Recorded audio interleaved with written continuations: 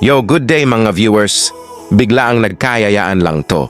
Coffee break lang somewhere sa Antipolo City. Walang plano at walang artihan.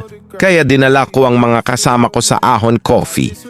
Ang ganda ng lugar, presko ang hangin, at perfect para mag-relax, magkwentuhan at mag-coffee break. Kaya hindi nakakapagtaka na marami rin ang pumupunta rito, lalo na mga riders at bikers. Pero alam kong mabibitin ang mga kasama ko, kaya inaya ko sila sa Pilillia, Rizal Windmills. Mula Ahon Coffee, mga 39 kilometro pa ang layo.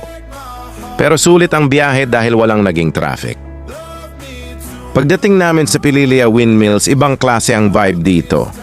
Tahimik, malamig ang hangin at ang ganda ng mga tanawin. Kita mo yung mga bundok at syempre yung mga windmills. Talagang panalo sa mga mata. Ito yung klase ng ride na hindi kailangan ng mahabang plano. Basta may oras, may tropa at may motor, panalo na. At nakaramdam na kami ng gutom, kaya dito na din kami nagpasyang mag-lunch. Umorder kami ng sisig, gotong Batangas, tokwat baboy, sinampalukang maskara at fresh buko juice. Ang sarap ng ganitong biyahe kasama ang mga kaibigan. Ingatan nawa tayong lahat palagi at thank you for watching.